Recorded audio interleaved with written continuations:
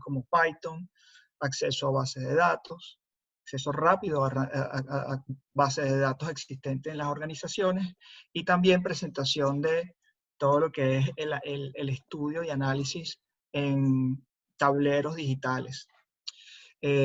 Todo esto sobre el dominio. Y es importante que ustedes, todos ustedes, la mayoría están estudiando ingeniería de petróleo, es importante recordar el dominio, ¿no? Estamos hablando, estamos en una era en donde están en boga los términos como Big Data, Data Analytics, está el términos como Machine Learning, Artificial Intelligence, pero esos son, y obviamente está todo lo que es la plataforma tecnológica. Entonces, todo eso, digamos, en una sección horizontal son habilidades y conocimientos que son importantes y complementarios en la industria actual.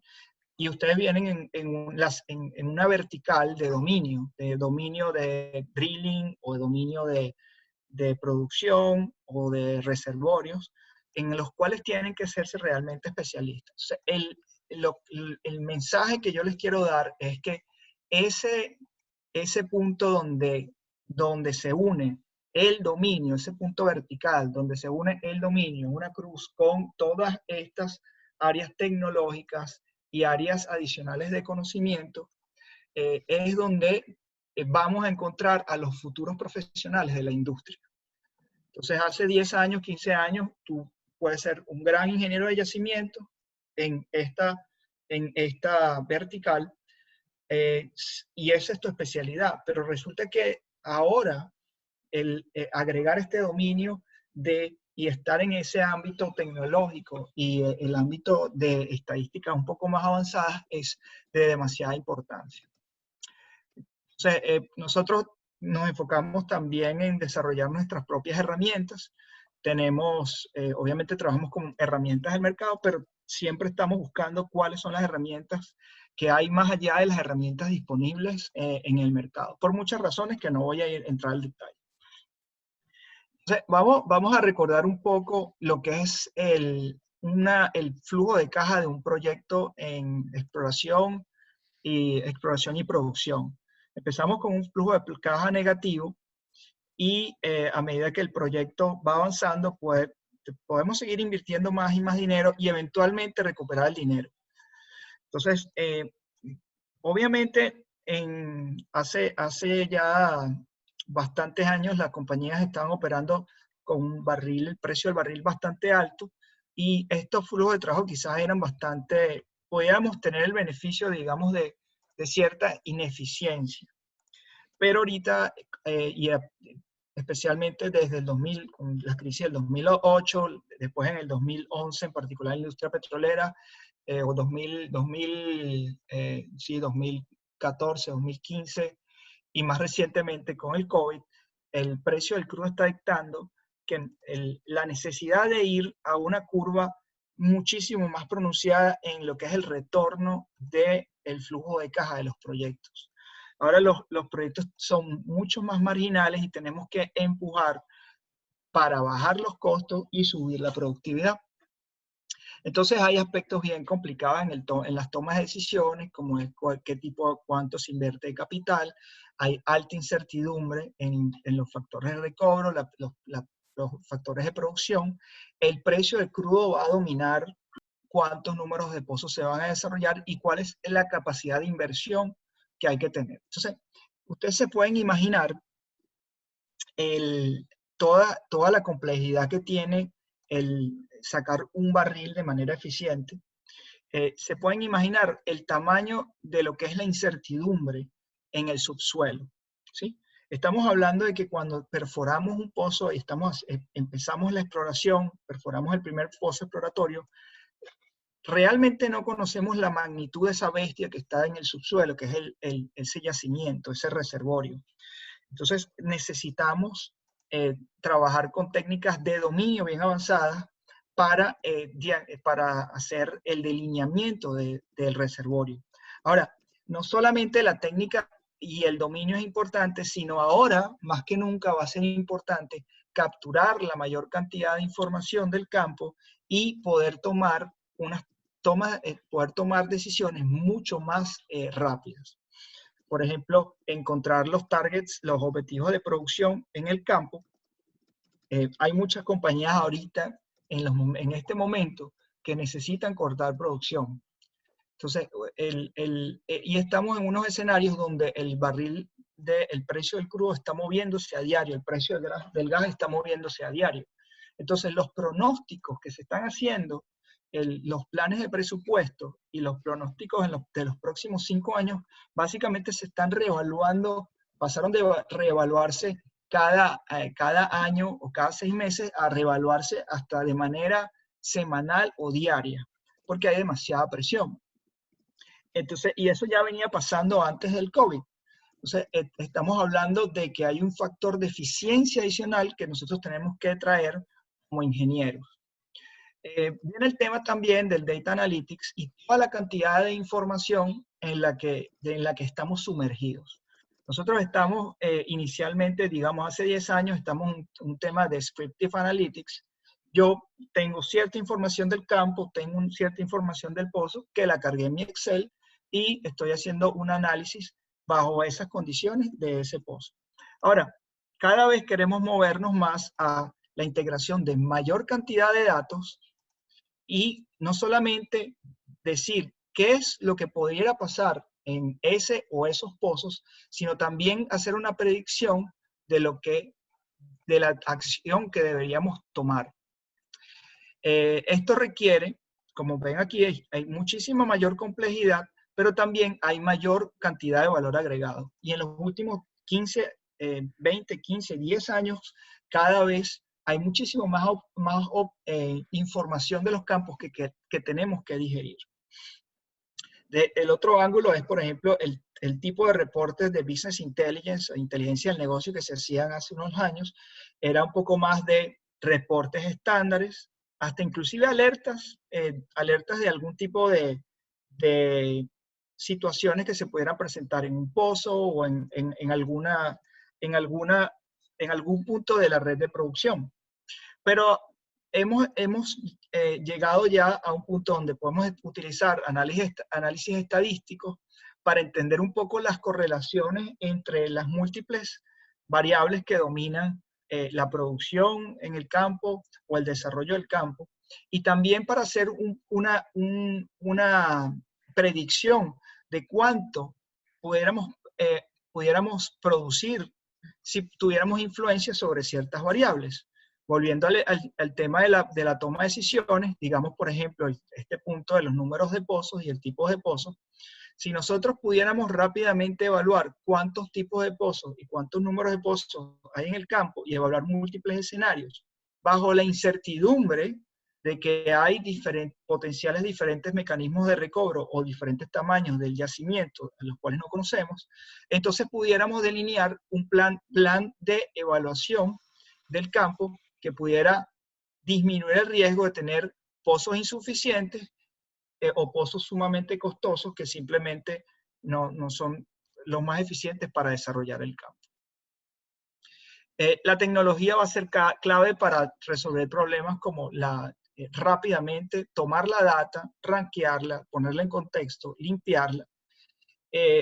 Muchos de los software que estamos utilizando tienen un performance que no están adaptados a las necesidades del ciclo de toma de decisiones. Los flujos de trabajo, y eso es algo que quiero insistir, están bastante rotos. Siguen rotos y hay muchas iniciativas para tratar de hacerlos cada vez mejor, pero cuando nosotros hacemos caracterización geológica, a simulación de yacimientos y después hacer, por ejemplo, un análisis económico, ahí hay flujos de trabajo que están rotos. ¿Qué es lo que hacen compañías grandes? Proveen softwares que son integrados para hacer evaluaciones integradas y tratar de tomar la decisión un poco más rápida. El problema de eso es que existe un mundo completo de soluciones al cual uno queda aislado prácticamente. Estamos hablando de, por ejemplo, áreas como visualización de tableros digitales, por ejemplo, utilizando herramientas como Power BI, que es una herramienta de Microsoft muy utilizada, o como Spotfire, o estamos hablando de lectura rápida de datos los cuales estamos produciendo. ¿Qué pasa si nosotros quisiéramos leer rápidamente los resultados de simulación y extraerlos para hacer un análisis económico basado en códigos que nosotros hemos escrito? Entonces podemos mejorar el flujo de toma de decisiones integrando los datos directamente en otros tipos de softwares que existen, sea comerciales, libres o abiertos.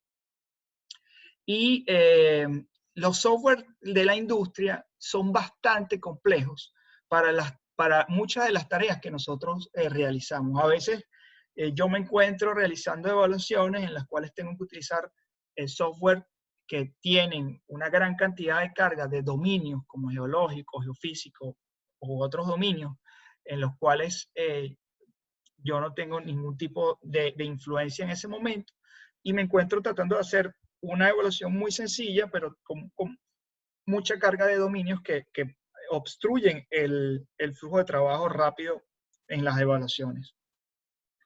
Les voy a mostrar un poco del tipo de estudios que nosotros hacemos y por qué y qué tipo de herramientas integramos, ¿no? Muchas son abiertas, otras son de nosotros, pero muchas de las herramientas que nosotros desarrollamos son prácticamente basadas en software libre y estamos cada vez empujando más el desarrollo de herramientas que queremos compartir de manera gratuita y de manera libre. Este es el tipo de flujo de trabajo que utilizamos para simulación de yacimientos.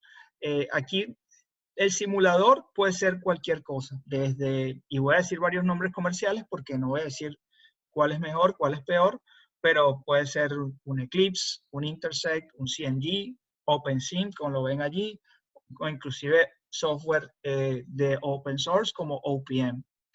Entonces, el simulador es el engine y el flujo de trabajo que nosotros hacemos es montarnos sobre ese engine y extraer la información del simulador lo más rápida posible bajo un esquema de manejo de casos de simulación, extracción de KPIs, edición de casos, visualización, ploteo o graficación de casos y reporte de cualquier tipo de información, desde análisis económico hasta reportes de reserva. Esto tiene que ser lo más rápido posible y esto cambia a medida que uno va de un cliente a otro cliente. Entonces hay una cierta personalización del flujo de trabajo. Desde el punto de vista del flujo de trabajo, nosotros trabajamos con modelos sencillos, pero esto se va haciendo cada vez más complejo. Nosotros sabemos que existe incertidumbre en el yacimiento y queremos trabajar con la mayor cantidad de modelos posible, 20 modelos si es posible o más. Sobre todo en etapas tempranas de desarrollo del campo donde hay mayor incertidumbre y hay menos producción. En los escenarios de desarrollo, también tenemos que tener la flexibilidad de establecer cuáles son los planes de bottlenecking de las facilidades de producción, planes de desarrollo a futuro de campos existentes o campos nuevos, de redesarrollo o desarrollo.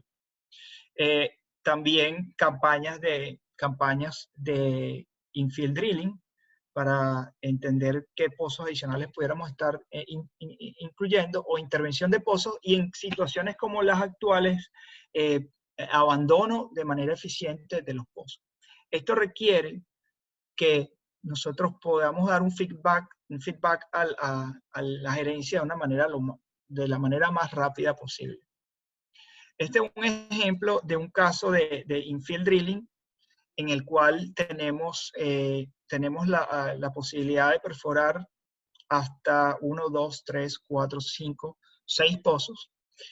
Cada una de estas barras, que quizás no la ven pequeña, pero lo importante es que vean las distribuciones, tienen en las barras verdes, tienen una distribución de valor presente neto de cada uno de los pozos, y en las barras negras se ven el incremental de recobro de cada uno de cada pozo en cada realización geológica.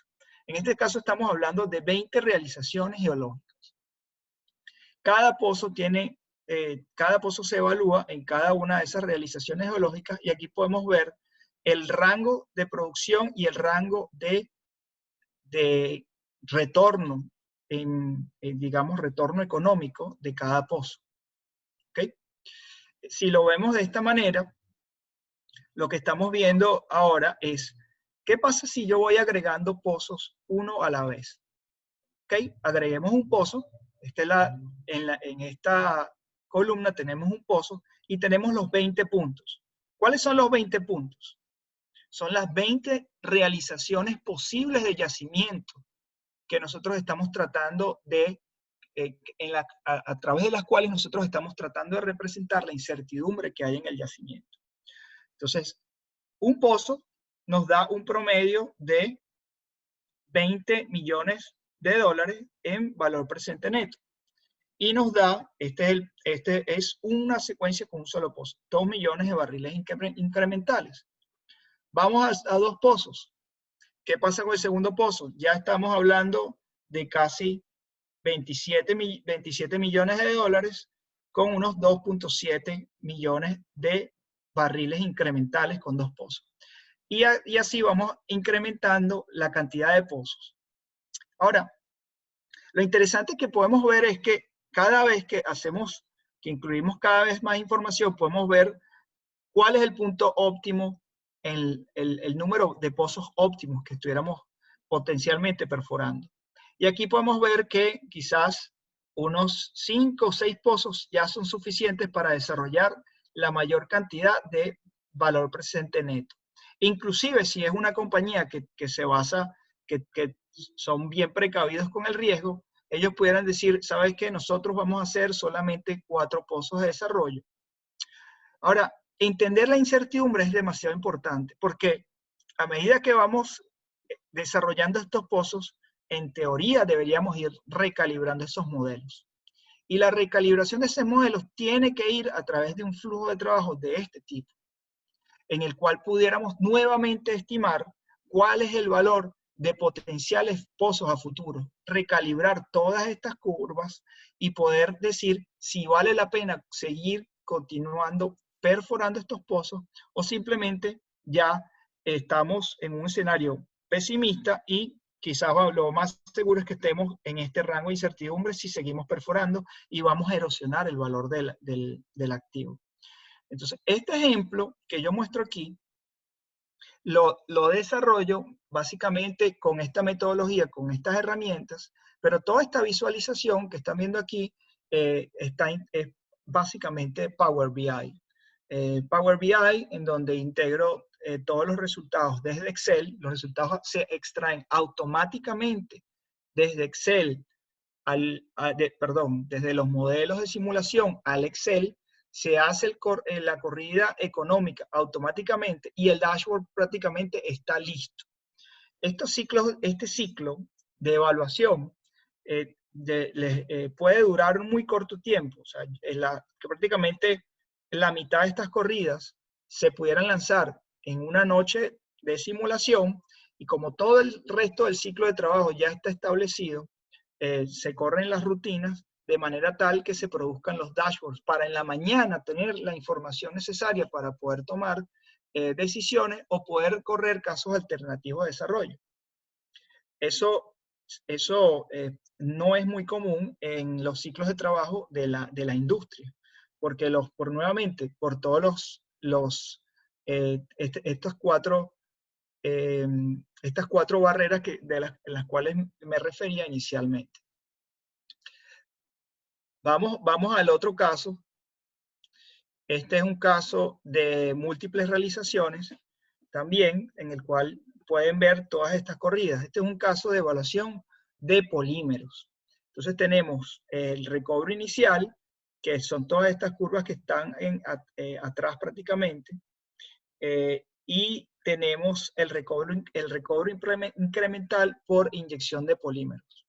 Entonces lo que vemos aquí no es solamente el rango de producción, sino un análisis de sensibilidad rápido que nos dice cuáles son los parámetros que afectan mayormente la producción, el incremental de producción de este campo, con todos los parámetros de incertidumbre. Ahora, ¿en qué nos ayuda esto? Bueno, nos ayuda rápidamente a tomar información en qué deberíamos estar dedicando nuestro tiempo para hacer investigación.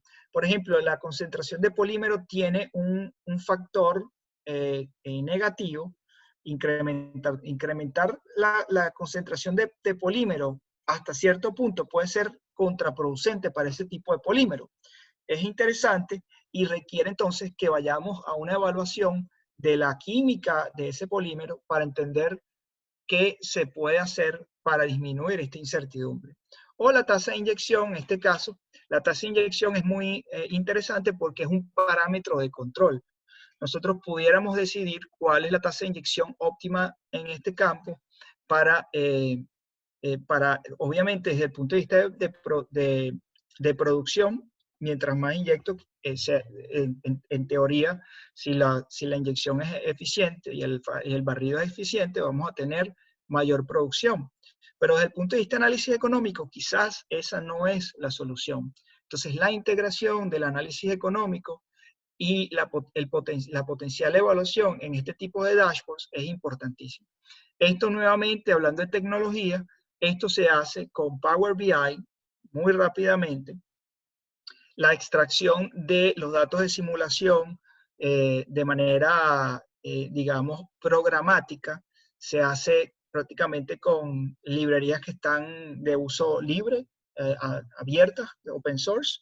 Y el análisis de sensibilidad que yo estoy mostrando aquí, lo estoy mostrando con un lenguaje de programación que se llama R. Ustedes pueden utilizar R o pueden utilizar Python. Entonces, prácticamente todo esto es un set de herramientas que tienen un costo muy bajo, pero tienen también la otra característica que son herramientas de alta gama, son herramientas de altísimo valor en general en muchas industrias, ¿no? Aquí tenemos otro caso de análisis de incertidumbre. Aquí estamos haciendo un full stack uncertainty analysis, en los cuales vamos desde el código, inclusive tenemos todo esto, lo que es el modelo estático, todo lo que es red de superficies y modelo dinámico. Usualmente se arma inicialmente con herramientas comerciales y en los modelos de simulación, después leemos los resultados y rápidamente armamos proxies, podemos hacer optimización y Monte Carlo. Este es el tipo de dashboards o de tableros digitales que podemos visualizar, en los cuales vemos cada punto es una representación de cada simulación de reservorio que estamos haciendo, el cotejo histórico y el rango de petróleo en sitio o de barriles recuperados.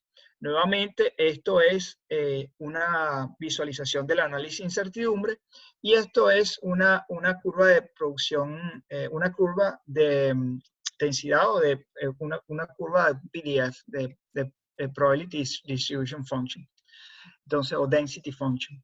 Entonces, lo importante aquí nuevamente es que son herramientas. Esto en este caso es Spotfire. A mí me gusta utilizar Spotfire para cosas que son un poco más técnicas. No quiere decir que esto que estaba mostrando aquí no era técnico, sino que es una herramienta más elevada en términos de toma de decisión. Es una herramienta con la que yo me puedo sentar con un gerente a tomar una decisión, es Power BI, mientras que ya cuando voy al detalle, esto es una herramienta que yo no voy a discutir, no voy a mostrársela a un gerente, es una herramienta con la que voy a trabajar con otros ingenieros de yacimiento. Entonces, me puedo quedar con esta herramienta, con Spotfire en particular, que tiene muchísima más granularidad, muchísima más información y muchísimo más detalle. Este es el tipo de dashboard que armamos dentro de Spotfire. Spotfire no es una herramienta gratis, pero es una herramienta comercial que se utiliza en sector bancario, en sector farmacéutico, en cualquier sector que se puedan imaginar, y es una herramienta realmente de alta capacidad. Entonces, este es el tipo de cosas que también nosotros utilizamos para extraer el análisis en el caso de modelos de simulación. Bueno, aquí, fíjense, aquí teníamos el flujo de trabajo. Este flujo de trabajo que ustedes ven aquí, mucho del manejo inicial de la incertidumbre, la hacemos a través de herramientas comerciales, ¿okay? Como por ejemplo modificación de las fallas, transmisibilidad de fallas, etc. Pero parte de eso también la podemos, digamos, la podemos representar, y déjenme mostrarles un ejemplo de lo que de las otras tipos de...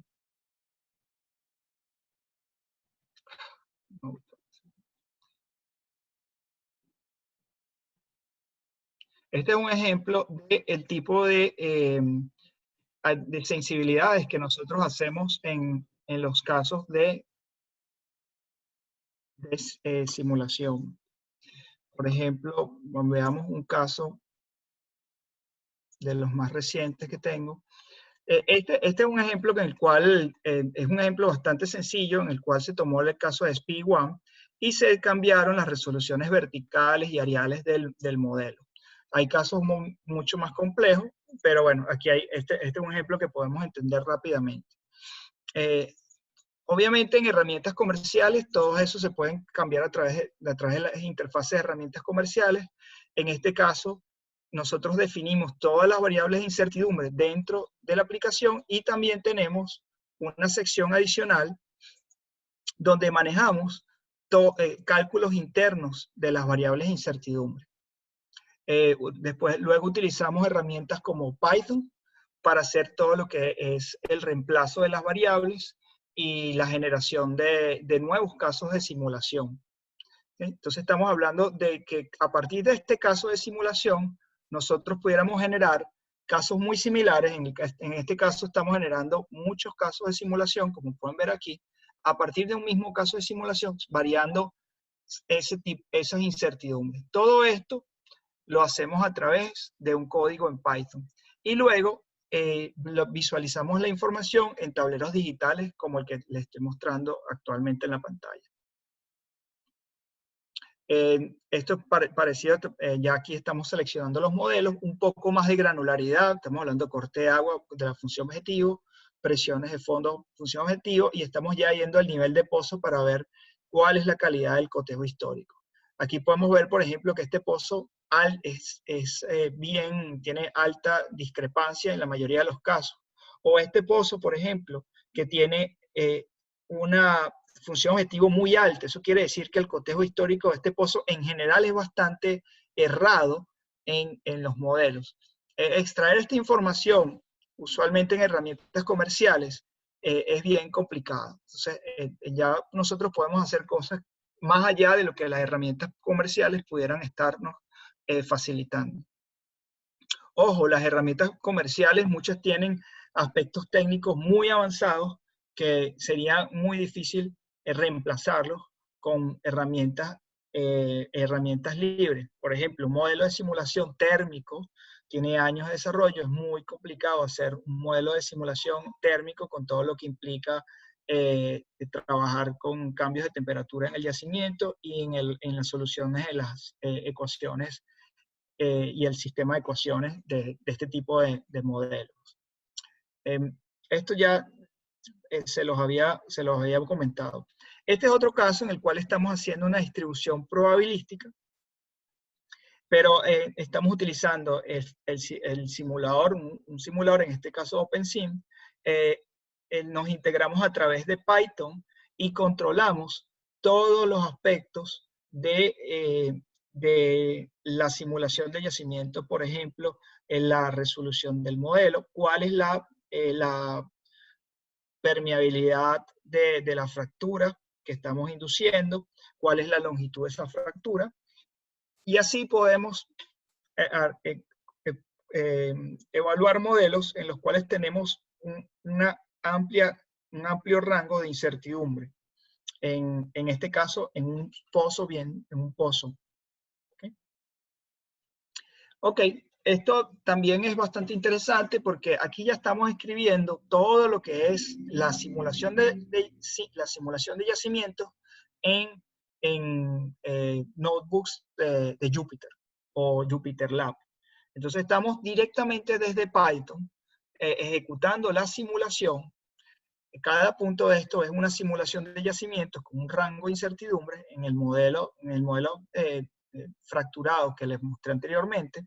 Este es el rango del resultado de cada uno de los modelos, y esta línea que ven aquí representa, digamos, lo mejor esperado entre lo que el modelo de simulación que yo estoy haciendo, este modelo físico, estima, y lo que en este caso utilizamos un proxy cuadrático para hacer la estimación de cuánto pudiera producir ese modelo. Pero disminuimos, digamos, representamos el modelo a través de un proxy. Eso nos permite variar todas estas variables, skin factor, el BHP del pozo, KBKH, mean permeability, permeability factor, porosity, y evaluar en el proxy rápidamente, en cuestión de segundos, cuánto pudiera producir ese pozo y cuál es el rango de producción.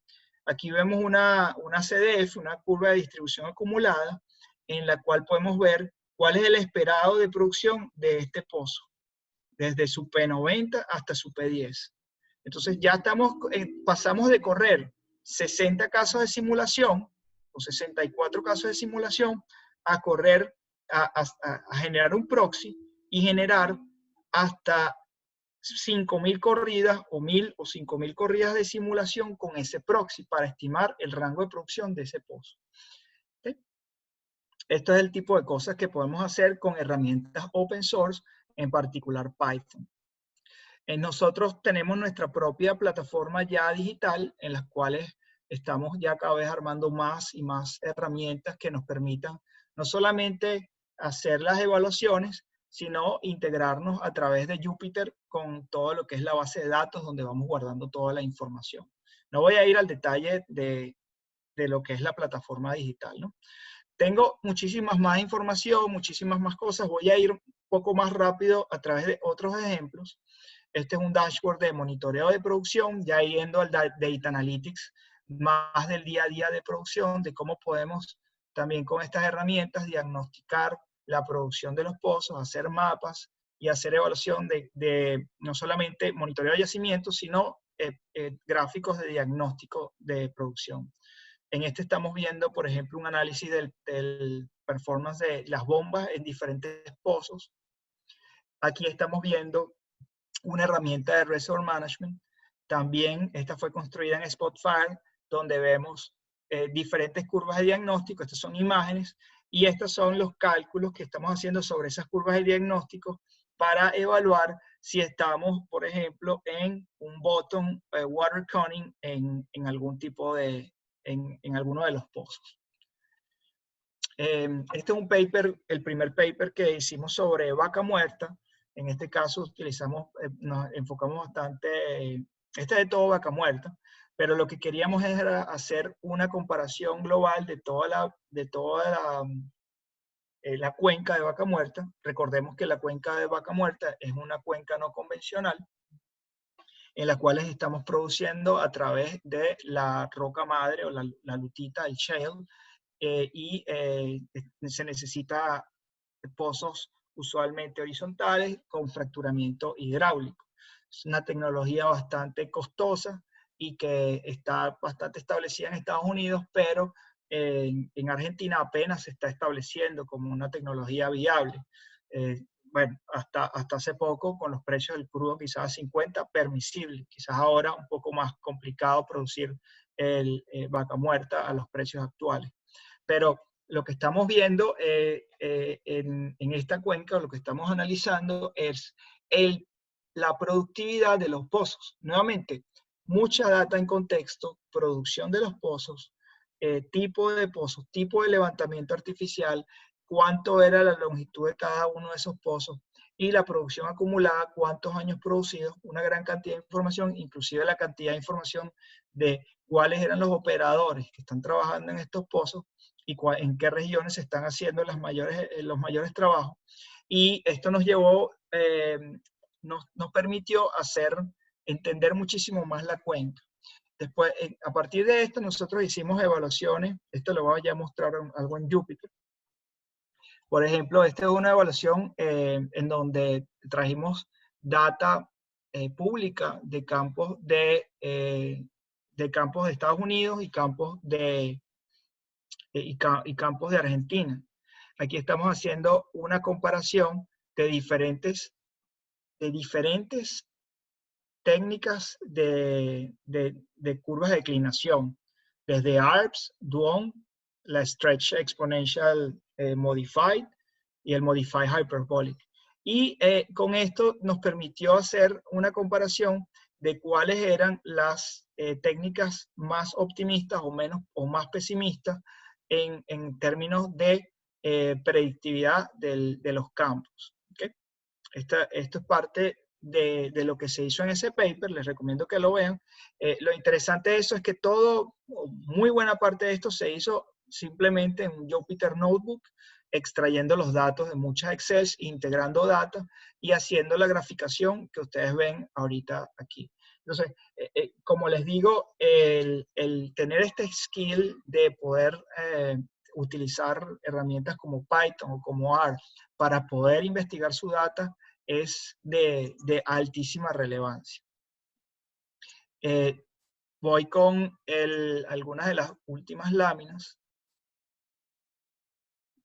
El segundo paper de Vaca Muerta, lo que se hizo fue, déjenme mostrarles ya el segundo paper, lo que se hizo fue tomar muchísimos datos de tipos de pozo, el espesor de las arenas, el total organic carbon, las profundidades, etc. Y a partir de estos mapas se hizo un modelo de inteligencia artificial para predecir la producción en puntos en particular de la cuenca. En este caso se tomaron lo que se llaman blind spots o blind tests, que son, tomamos estos pozos y asumimos que no sabíamos esta parte de aquí, como que si no supiéramos la producción del campo, y utilizando Machine Learning hicimos la predicción con toda la información del resto de la cuenca y con toda la información de los mapas, entrenamos un modelo para hacer una predicción de cuánto era el potencial de producción de estos pozos. Y también hicimos, esto un poco los resultados, y también hicimos un modelo numérico para también estimar lo mismo. Entonces, tuvimos unos resultados interesantes, no voy a ir al detalle, pero la inteligencia artificial realmente fue predictiva en el caso de Vaca Muerta, en estos pozos. Y eso todo lo hicimos en este caso con data pública, con datos públicos. Entonces, imagínense todo lo que se puede hacer con datos ya propietarios del cliente que tienen una resolución muchísimo más alta. Entonces, la tecnología es clave. Mi mensaje es que existe una dedicación que ustedes tienen que dedicar al dominio vertical de lo que quieren hacer en perforación, en producción, en reservorio, etc.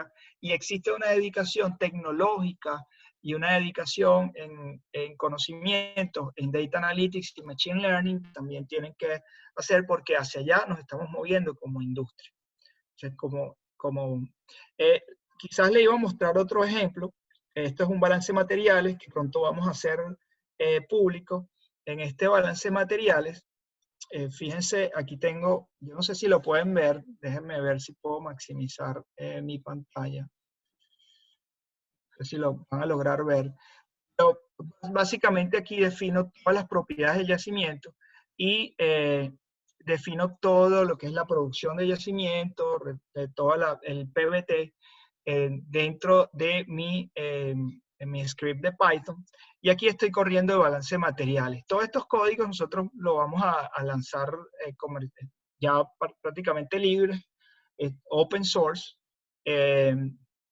Y bueno, esto va a estar disponible, estos tipos de boxes van a estar disponibles. Aquí, por ejemplo, pueden ver cómo ya podemos armar herramientas desde cero en los cuales pudiéramos estar evaluando sensibilidades, donde tenemos una interfaz gráfica rápidamente que pudimos armar para poder, muy básico esto, pero esto tiene altísimo valor porque podemos ver en qué punto nosotros hacemos un match con la data observada. Claro, esto es muy manual y yo creo que ustedes en algún momento, cuando estén haciendo este tipo de trabajo, van a estar bastante cansados de hacer este tipo de trabajo manualmente, pero también pueden utilizar cosas mucho más avanzadas. Por ejemplo, vamos a ver, aquí tengo un ejemplo de balance de materiales, creo que lo tengo. Este ejemplo de balance de materiales es el mismo, pero en el cual estamos haciendo una optimización. Entonces aquí logramos ese match, que es prácticamente manual, pero aquí estamos haciendo una predicción probabilística. Entonces, no solamente estamos ahora identificando cuál es el mejor valor, el que se ajusta a entender el tamaño del yacimiento y el tamaño del acuífero, sino que también estamos entendiendo cuál es el rango para el cual podemos cerrar esas incertidumbres. En este caso, todas las líneas negras son las que tienen un buen cotejo con los puntos azules, que quizás no se ven mucho. Y aquí están estos puntos azules. Ups, creo que se fue. Exageré el zoom. Ok. Ahí están los puntos azules. Y este rango de distribuciones lo que me está diciendo es cuál es el mínimo y máximo esperado de petróleo en sitio que hay basado en los datos que estamos adquiriendo en el campo. Podemos ver también que nunca vamos a tener un petróleo en sitio menor de 130 millones, pero tampoco va a ser mayor de 145. Y tampoco vamos a tener un acuífero que sea totalmente inactivo. Vamos a tener un acuífero de cierto tamaño que seguramente estará por el orden de los 50 millones o 500 millones de barriles de agua en sitio. Esas son algunas cosas que les quería mostrar por el tiempo. Hay muchas otras cosas, pero me gustaría que, por favor, hagan preguntas y entender qué quieren ustedes hacer, qué quieren aprender. También les puedo guiar en el tipo de cosas que se pueden aprender y cómo empezar a aprender este tipo de cosas lo más rápido posible. Entonces, ya abierto a las preguntas de ustedes.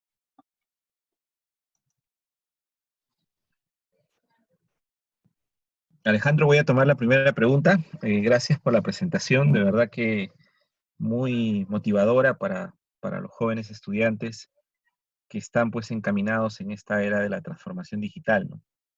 Y sobre todo las herramientas que has mostrado, muchas de ellas, como bien has indicado, de libre uso, ¿no? Que son oportunidades para ellos para empezar a desarrollar sus primeros proyectos.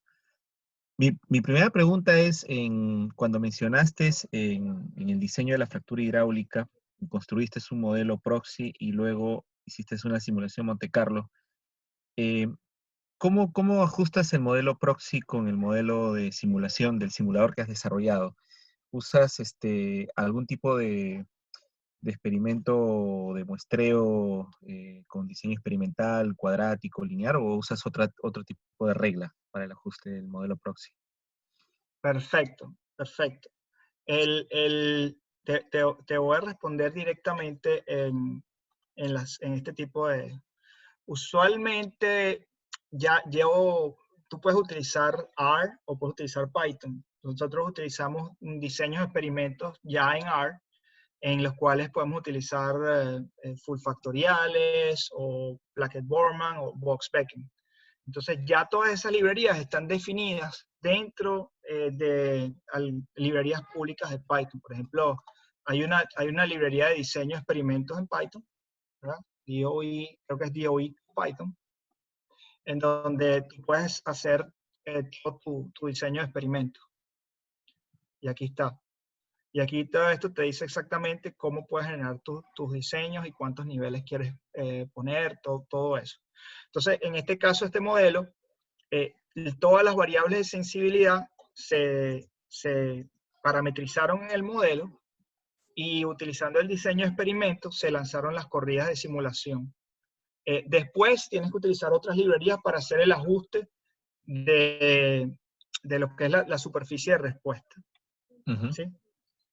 En este caso, yo tengo un libro también bastante sencillo de simulación. Creo que es este. Y aquí también estamos lanzando estas corridas de simulación. Yo creo que este solamente lanza de las corridas de simulación. Tendría que buscarlo. Pero sí, ese es el flujo de trabajo. Ese es el flujo de trabajo. Ok, muchas gracias. No, a usted, profesor Huerta.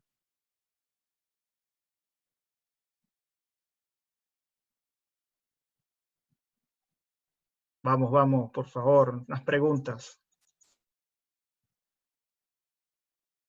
Carlos. Pueden enviar sus preguntas por el chat, disculpe. O si no, la pueden hacer también por el micro. Adelante, por ¿Aló? favor. ¿Alejandro? Sí. ¿Qué tal? Adelante, ¿Cómo estás? escucho. Buenas noches. Aquí Álvaro. Hola, Álvaro. Eh, bueno, Alejandro, qué interesante todas estas herramientas que muestras, y aquí lo más interesante que me pareció fue que todo es open source. Yo había visto un poco esto en la parte de CMG, la que tiene creo que su nuevo paquete, los paquetes que maneja. Sí, Pero una pregunta, sí, más que todo. sí, Por ejemplo, para un campo de producción de 3 años, tu sí. proxy, ¿con qué precisión más o menos calculó, por ejemplo, en vaca muerta? ¿Qué precisión tuvo? Bueno, depende de qué modelo estamos hablando, pero los modelos se ajustan si es un modelo de curvas de declinación, se ajusta rápidamente a la perfección a los datos. Realmente ahí el problema no es la precisión, porque en curvas de declinación es muy sencillo hacer un ajuste. El problema es cuando empiezas a profundizar más y quieres armar un modelo en el cual tengas información de fracturas, cuántas fracturas hiciste, tengas información de microsísmica y tengas una cierta indicación de cuál fue la profundidad de tu fracturamiento. Obviamente conoces todo el esquema de completación del pozo y sabes cuánto líquido estás inyectando y tienes todas las mediciones de presión. Entonces allí estamos hablando ya de construir un modelo de simulación y es un problema ya mucho más complejo. Usualmente lo que se hace allí es hacer una calibración de las permeabilidades de la fractura hasta que tú adecúes la producción a lo que es la estimulación, el flowback y después la producción de ese modelo de fracturamiento. Y se puede alcanzar con bastante precisión eso, pero esa es una solución única y usualmente, así como esta solución del modelo, todavía ven mi pantalla, ¿verdad? Sí, sí, por supuesto. Así como la solución del modelo de balance de materiales, tú ahí ves muchas líneas negras Ujú. que están solapadas. Claro, hay varios modelos Entonces hay que varios justo. modelos y dentro de esos modelos hay un rango en el cual tú puedes tener un match. Entonces, claro, esto tiene una resolución o digamos, una función objetivo que en este caso yo la estoy definiendo aquí por algún lado, ¿dónde está? Creo que es 0,05 la diferencia en, Ajá. en lo observado, ¿no? Entonces, esa es la respuesta. Está. Gracias, Alejandro, por la aclaración. Aquí en el chat también tenemos otra pregunta de Brigitte Álvarez. Es respecto a si podemos trabajar también con Google y dónde podríamos encontrar data para empezar a trabajar. Esa es una pregunta muy, muy buena. Yo no he trabajado con Colab porque ya yo tengo mi setup completo, ¿no? Yo creo que Colab es como es una buena forma de empezar. Tiene casi todas las librerías iniciales que usted necesita para, para empezar a hacer un Jupyter Notebook, un Jupyter Lab. Tiene librerías como NumPy, Pandas, que son de Python, que ya vienen instaladas por defecto, Matplotlib. Entonces es muy fácil empezar con Google Colab. Yo recomiendo ya para el siguiente nivel después de Google Colab es que instalen Anaconda Navigator, ¿sí? Utilicen Anaconda Navigator y vayan a Jupyter Lab, ¿ok? Esa es una de las recomendaciones. Dentro de Anaconda Navigator, ustedes pueden instalar las librerías que necesitan, la mayoría de las librerías que necesitan. Ese sería el siguiente nivel. O sea, si pudiera describirlo de una manera, como el nivel 1, Google Colab está bastante bien. Nivel 2 es tratar de tener sus propias librerías y entender cómo se manejan las librerías, instalar y todo eso. Y para eso utilizar Anaconda, Jupyter Lab. Ese sería el siguiente nivel.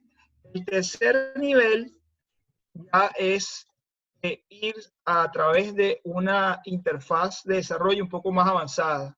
Si quieren algo sencillo, vayan con VS Code, Visual Studio, que es también gratis, o vayan con PyCharm, que tiene una opción que es de open source. No open source, perdón, es gratis. Entonces, todo esto es gratis. No estoy hablando de nada que le cueste a nada ni un peso a un estudiante. Entonces, esos son los 3 niveles de complejidad que recomiendo. Y preguntaba, ¿dónde puedes encontrar data? Esto es un punto importantísimo porque ustedes van a encontrar muchísima información en línea que quizás es no relacionada a petróleo y gas. ¿Dónde pueden encontrar data? Bueno, uno de los campos, si van a la página de Equinor tiene un campo que se llama Wolf. ¿Ok? Equinor Wolf, allí ustedes pueden descargar la data de ese campo. Eso incluye este modelo de simulación que no se los mostré. Este modelo de simulación. Y por cierto, esa herramienta que estoy utilizando para mostrarles ese modelo de simulación también es open source. Esto se llama ResinSight. Y la simulación del modelo, a la simulación no le hicieron con el simulador open source, pero volviendo al punto de la data, esta es data de campo que está allí, que pueden observar y pueden empezar a evaluar, tratar de leer con Jupyter o con Python, perdón. Y en términos de simulación, también existe un simulador, que existen 2 simuladores abiertos. Uno es OpenPorus Media, que ustedes pueden instalarlo. Yo lo tengo instalado aquí en mi computadora. Hay ciertas cosas que hay que hacer para instalarlo en Windows, pero se puede hacer. Y el otro simulador es de MATLAB, se llama MRST, que es el MATLAB Reservoir Simulation Toolbox. Tienen que comprar una licencia de MATLAB, pero es bastante interesante, tiene bastantes demostraciones, no son cosas comerciales, pero desde el punto de vista de aprendizaje se pueden hacer muchísimas cosas con MRST. ¿Okay? Proyectos de maestría o proyectos de tesis de pregrado, todo MRST o PM se pueden utilizar. Sí, yo quiero complementar los comentarios de Alejandro. Excelente lo que nos has comentado de todas las oportunidades de software de uso libre para diferentes aplicaciones en relación a la información. Perupetro tienes bases de datos de estadísticas de producción, pero fiscalizada, pero podría servir, digamos, para empezar a internalizarse en estas herramientas, ¿no? Por ejemplo, construir las curvas de declinación, como lo mostraste. Tiene la base de datos de historia de producción no la tiene como base de datos, la tiene en reportes PDF, pero bueno, uno puede tomarse el trabajo de colocar esa información, ¿no? Se Lo mismo, puede leer desde Python seguramente también. y también se podría leer desde Python. Lo mismo con el caso del Ministerio de Energía y Minas, tiene las tablas de reservas actualizadas, por lo menos publicadas desde el año 2009 hacia adelante. Entonces también esa es otra fuente de información, ¿no? Mira, aquí están. Esas 2 opciones son las que se pueden manejar para poder tener data libre, ¿no? En adición a eso, en caso se necesite, por ejemplo, datos para información para tesis y todo eso, es factible solicitar la información más detallada ya al banco de datos de Perupetro, previa a una carta oficial, digamos, de la decana de la facultad en este caso, ¿no? Entonces sí es factible. Sí, perfecto, perfecto. Por cierto, toda la data de Vaca Muerta está disponible en el Ministerio de Energía y Minas, el Ministerio de Energía de Argentina. Entonces ahí tienen datos de producción por pozo mensual, pero está característica de pozo, localización, o sea, toda esa data está allí. Y esa fue la data que yo utilicé para los papers. Y en Estados Unidos, si quieren hacer algo de unconventional, también están las comisiones de hidrocarburos de cada estado, tienen su data. Entonces el Railroad Commission, por ejemplo, en Texas, tienen muchísima data. Tienen muchísima data libre que pudieran también extraer desde allí. Aquí ya vemos otra pregunta. ¿Qué reacciones has visto tienen los profesionales experimentados cuando empiezan a trabajar con modelos multidimensionales? O yo creo que quieres decir quizás múltiples realizaciones. En general, la reacción es bastante... Cuando tú empiezas a trabajar con múltiples realizaciones, es algo bien complicado. Siempre hay una resistencia a trabajar con múltiples realizaciones, porque usualmente trabajar con un modelo de simulación requiere bastante esfuerzo.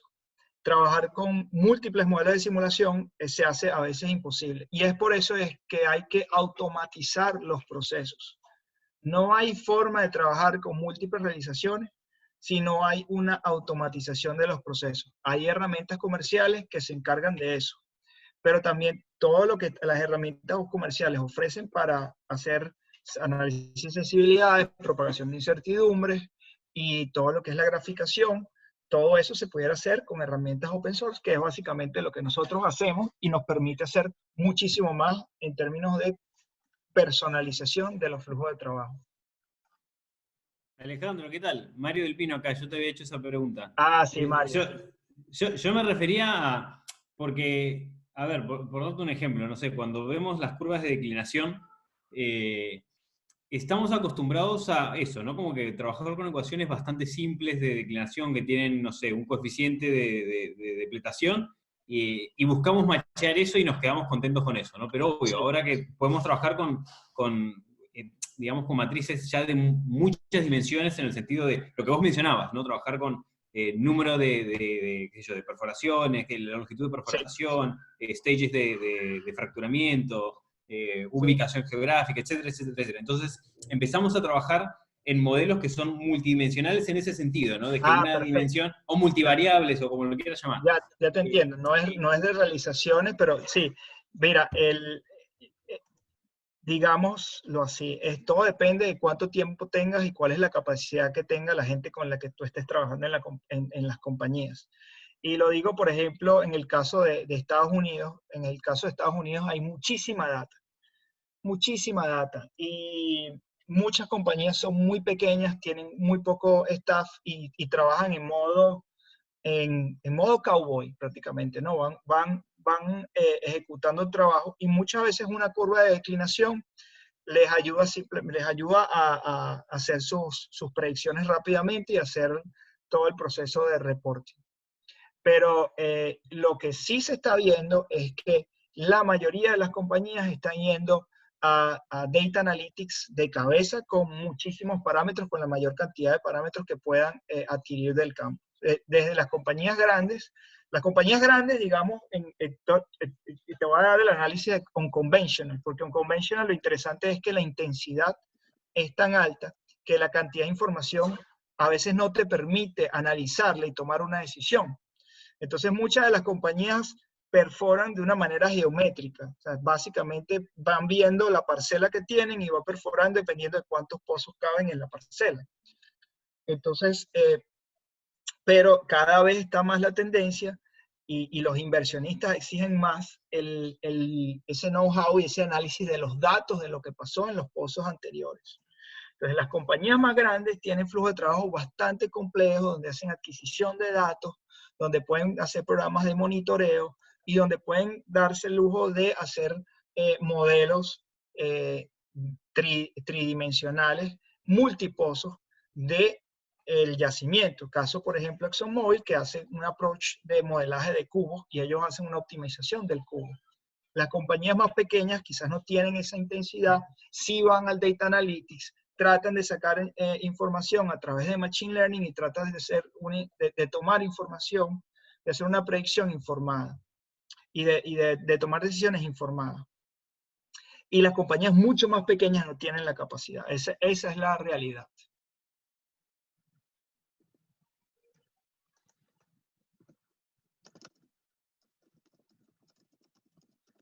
Carlos, ¿qué más preguntas tenemos por aquí? Fidel Chuchuca Aguilar nos pregunta, ¿se podría trabajar también con Azure para entrenar modelos? Muchas universidades tienen convenio con Microsoft Office 360 y por ende tienen acceso a estas herramientas. Sí, esa es una tremenda herramienta.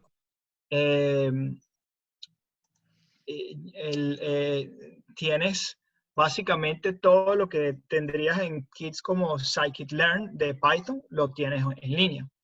Y tienes unas interfaces donde cargas la información y entrenas los modelos directamente en Azure. Yo creo que es un buen punto para comenzar, para ver y ajustar modelos. Tu tiempo de cómputo lo estás haciendo en esas máquinas. Tienen que recordar que Azure también, ellos tienen un modelo inicial que es de costo de costo cero, pero todo eso a la larga involucra el costo, ¿no? Entonces, si tú te casas con Azure y aprendes eso y no haces tus modelos fuera, eventualmente cuando se pase la promoción de Azure, vas a tener que pagar por seguir estudiando. Mientras que si tú tienes tus modelos en Python y los manejas dentro de scikit-learn y aprendiste a cargar tu data tú mismo, leer la data tú mismo y hacer toda la graficación, tienes una serie de skills que van más allá de lo que es el machine learning como tal.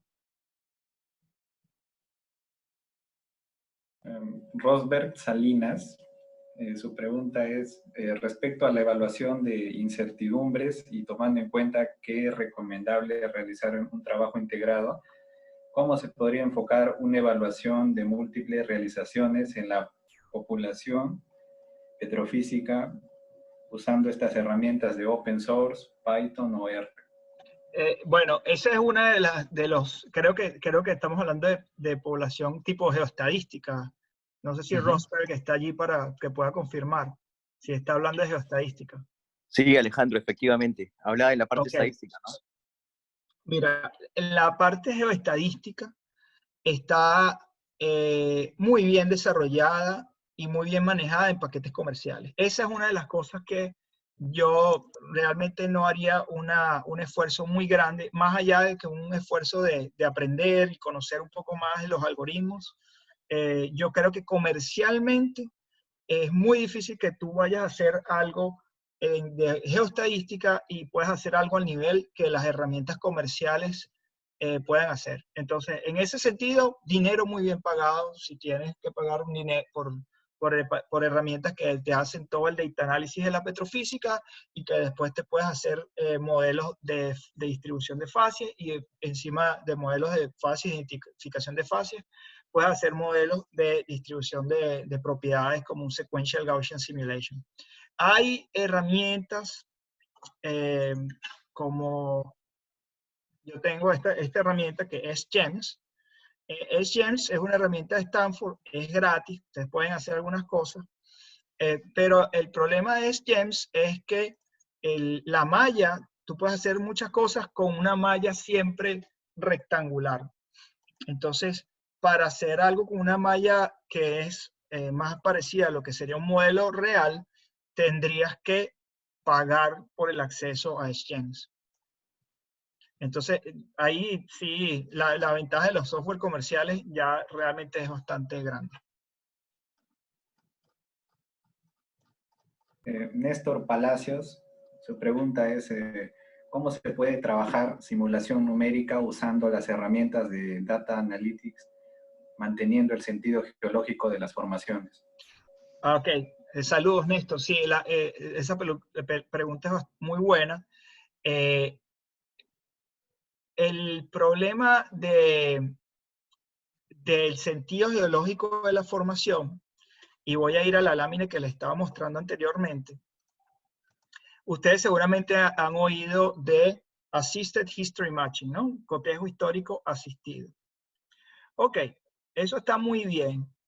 El problema del cotejo histórico asistido es que pretende ser una solución a un problema que involucra el dominio de la geología, de la geofísica, de la ingeniería de yacimientos. Entonces, déjeme ver si encuentro la lámina. Este es el ejemplo clásico, ¿no? Y esto yo lo he visto muchísimas veces, donde puedo correr un algoritmo un algoritmo que me diga, por ejemplo, cuáles son las variables que me afectan el cotejo histórico en este pozo. Este cotejo histórico de este pozo es terrible, pero no solamente es terrible, sino que no estoy logrando que ninguna de mis simulaciones pueda mejorar ese cotejo histórico. Entonces, no existe técnica de cotejo histórico, de optimización, de ningún tipo que me vaya a mejorar eso, porque yo estoy haciendo una evaluación en múltiples realizaciones y no estoy logrando mover ese punto hasta abajo para mejorar ese punto, para mejorar el cotejo por la presión de fondo de ese pozo.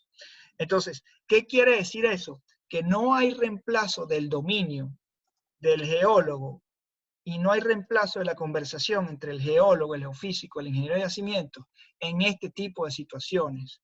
No esperen que el cotejo histórico asistido les vaya a solucionar este tipo de cosas. Tiene que haber una comunicación e identificar.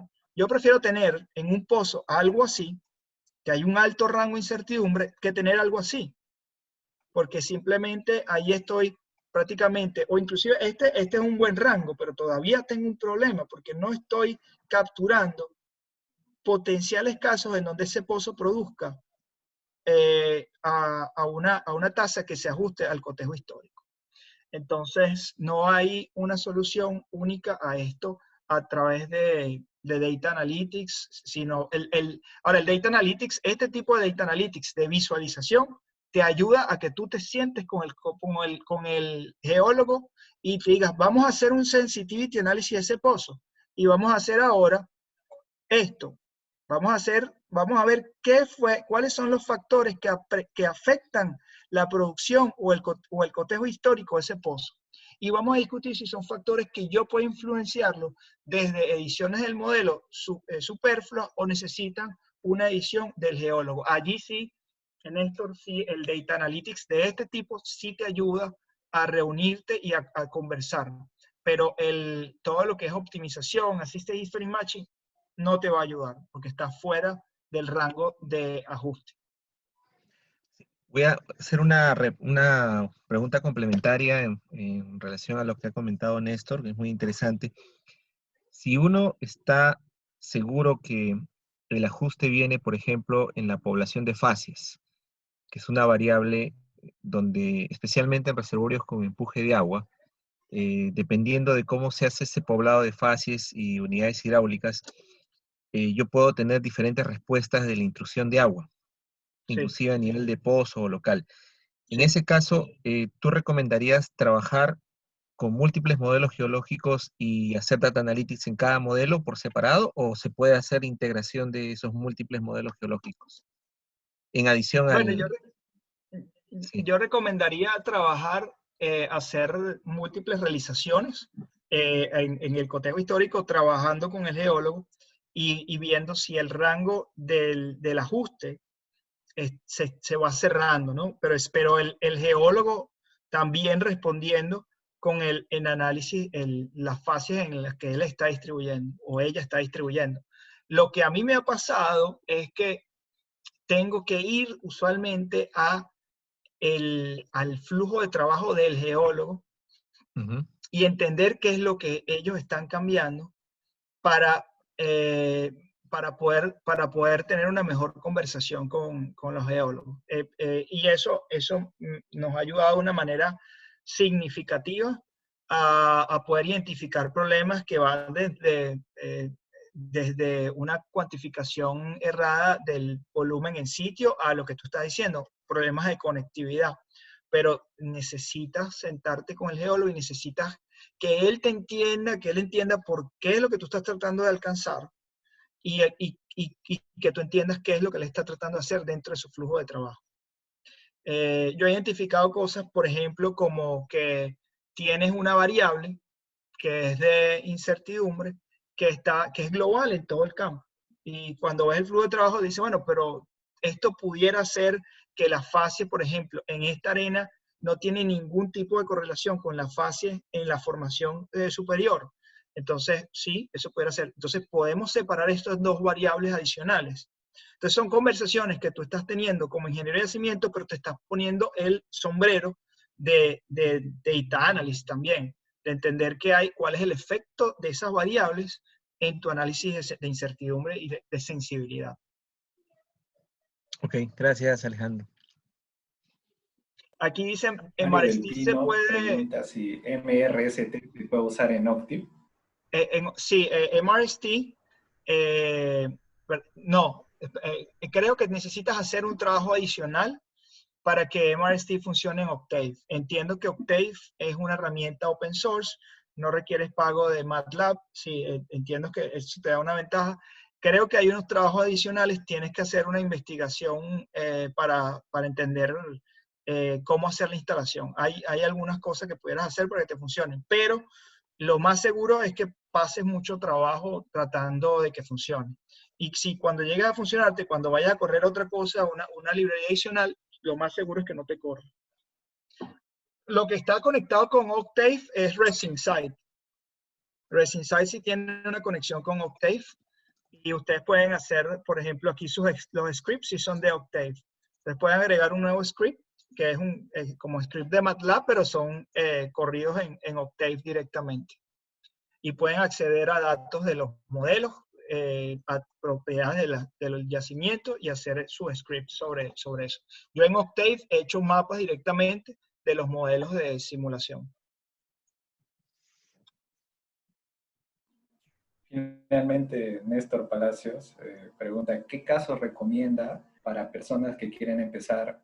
¿Qué paso recomienda para personas que quieren empezar a aprender y desarrollar proyectos de Machine Learning aplicado a la ingeniería de petróleo?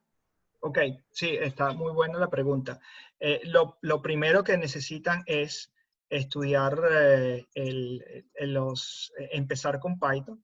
Python es lo más recomendado porque las herramientas de Machine Learning en Python ya están bastante adelantadas.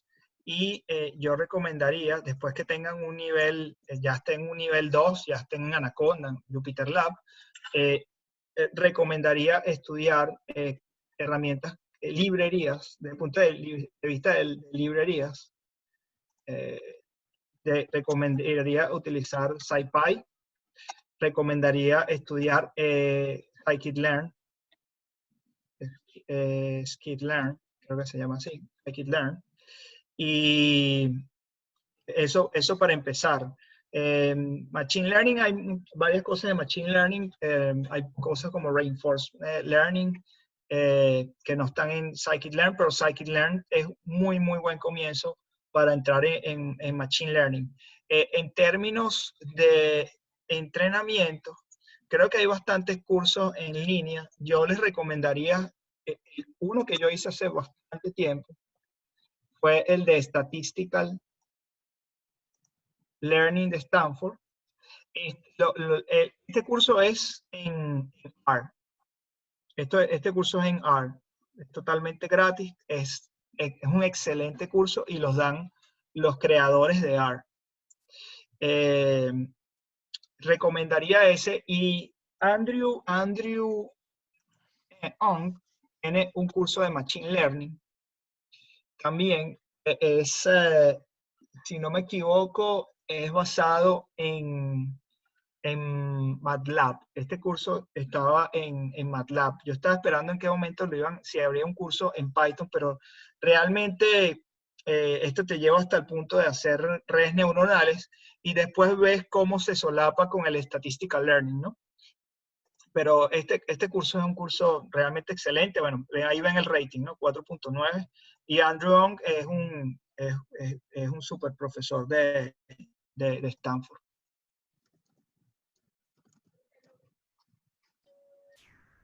Bueno, Muchas gracias a Alejandro Primera por su participación en esta conferencia de parte de la directiva de SPIUNI, Student Section. Le agradecemos por brindarnos su tiempo y experiencia y esperamos tenerlo pronto para futuras conferencias. Seguro, espero visitarlos pronto en Perú. Saludos a todos. Gracias, Alejandro. De verdad, excelente presentación. Gracias a todos por las preguntas, muchachos. Espero que emprendan sus primeras iniciativas en trabajar en esta nueva ciencia. Creo que es muy importante para los nuevos ingenieros de petróleo, ¿no? Desarrollar estas actividades como parte del complemento del desarrollo de nuestra carrera. Y ojalá podamos tenerte pronto nuevamente, Alejandro, como hace algunos años atrás. Sí, seguro. Ojalá, ojalá. Bueno, un abrazo, saludos a todos y que se mantengan todos a salvo en sus casas, con mucha prudencia y aprendiendo.